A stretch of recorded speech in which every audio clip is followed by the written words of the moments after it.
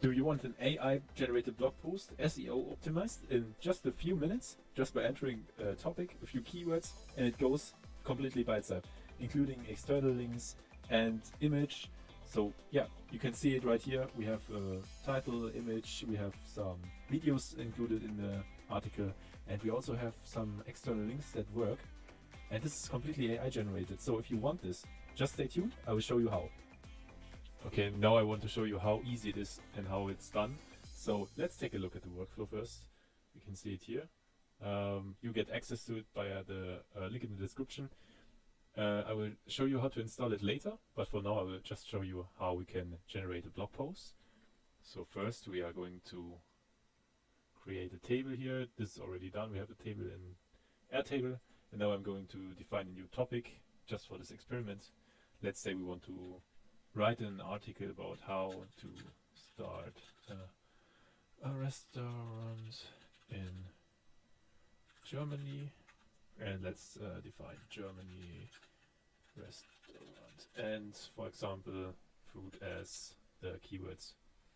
Right, in order to create it now, we have to set create order to true, which is done by checking this checkbox. And now as soon as we click test the workflow, it will pick it up and start it. And now we are going to wait for a few seconds until this is completed, and then I will show you the result. Okay, we waited for a few minutes. Usually it takes around 1 to 3 minutes to generate the post. Of course, this can vary as we are interacting with a few APIs. But yeah, now we can see it's finished, and let's take a look at the Airtable. And here we can click on the link to check out the blog post, and this is quite a funny image. So this is AI generated, and yeah, everything is AI generated. We have a title, how to start a successful restaurant in Germany. Then we have an introduction text. Then we have H2 title for some more information. We have a few more paragraphs about this topic, and then we can see it also integrated some videos into the text which are related. So we have how to open a restaurant in Germany, a video on YouTube, as well as another video about this topic.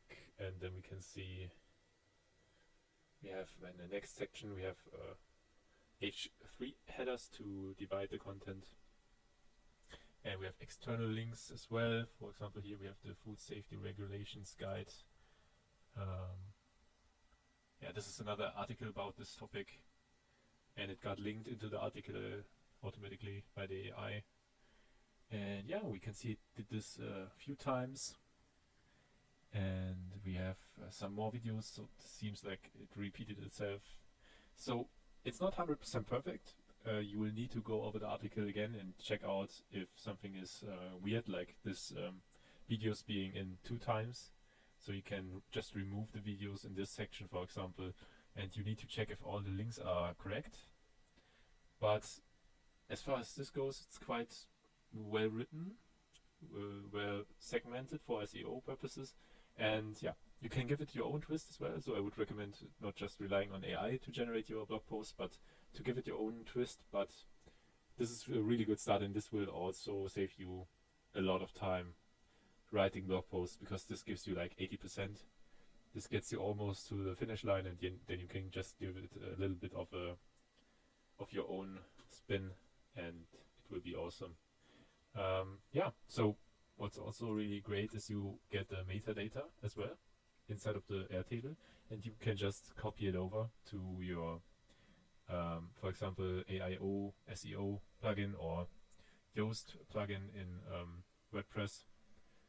So yeah, this is quite a good result, and you can do it in any language. So you can also do it in Japanese, in German, in yeah, any language you can imagine.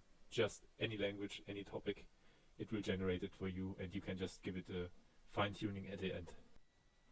Okay, now I've shown you what you can expect from this workflow, and now I'm going to show you how you can install the workflow in a few minutes yourself, how you can get it, and I promise it won't take more than at max 50 minutes. So let's take a look. So if you want to get the workflow, just go to the Gumroad page, and here you can see the I want this button. You have to click this, and then you will go to the checkout page, and here you can just pay, and then you will get access to the download page with a few instructions, but I will also show it in this video how you can install it. You can get it via clicking the download button here. It will download it to your device, and then you can upload it to your n8n instance, and then you can use it out of the box. Of course, you need to set up a few things, but we'll get into that now. Okay, and I want to show you really every step that you need to take, with the exception of maybe getting the API key for OpenAI and for Perplexity AI, but the rest will be covered by this video. So first of all, you need an n8n instance with a workflow. You can get it for free on the n8n website, or you can host it yourself. You can also run it locally if you want. I won't go into detail on how to do that, but yeah, you can run it completely on your own device if you want. So now we go to this button up here, and then we go to import from file, and then we select WordPress. All right, we have now imported the workflow, and we can see quite a few red error messages here on these nodes. We will cover all of them until they go away, and then we can run it. But first of all, if you want to do it yourself without this video, you can just follow the guide up here. But I will also show it in this video, so just follow along if you want. So now in the settings, we need to change a few things. For example, we need to change our WordPress URL to our WordPress URL that we have for our WordPress instance running. Just make sure you end it with your backslash here. And then we also need to change the language if you don't want to write in English, and you need a Perplexity API key. It starts with PPLX. And then we can go down here, we can change the videos, video number, minimum, maximum per chapter. We can change the external link, minimum and maximum per chapter. And we can set the name for the conclusion part of the blog post. And then we can also define how many characters per H3 split in each chapter should be the maximum. So these are the general settings you can define. And then if you have defined all of these, then you can go ahead and set up the OpenAI. And this is done via creating a new credential. And here you need to put in your API key. You can get this API key via the OpenAI platform. There you can create an account, of course. You need an account first. Then you need to top it up with some money. One iteration of this workflow will only cost a few cents to maximum $1, maybe a little bit more, depends a little bit, but it shouldn't be above $1 in most cases. So just top it up with, for my first try, I did just $10. This should be enough for a few runs. And then we have the rest we can leave the same. Just put in your API key and click save. And then if you have done that, I've already done that with another account. We can close this again. And we see the error message goes away. We can now go to the other OpenAI nodes and select the same account. Let's do this for everyone. Yeah, perfect. And this one as well. Now we have it completely white and it's not red anymore. Next up, we are going to set up Airtable. For Airtable, we have a specific table layout that we need to follow. This is written down up here in the guide. So we need exactly these columns. The names should match exactly. So be sure to follow this to the teeth. So it's exactly the same names, exactly the same data types, and then you can set up the access to Airtable. You do that via going to Airtable and then going up here to tools, no, not tools, sorry, going to your profile image up here and then go to Builder Hub. And in Builder Hub you can set up a new API key for your table, and be sure to grant permissions to the table for reading and writing, and also for reading the the scheme for the table. So this was the Airtable, and now we can go to the WordPress node, and here you also need to set up your WordPress account. This is something special. You need to go into your WordPress settings. So let's take a look at that. We go to our WordPress admin console, and then we can go into our users. Let me take a look here, users. And then we have our main user. Let's click on him. Okay, perfect. Now we can scroll down, and now we have this section here. In this section, we need to create a new application. You can call it whatever you want, it doesn't matter. Then we get an API key again. It's some characters and numbers. We need to copy that into our workflow. And as username, we put the username for the application that we created. So the name of the user, not the application name.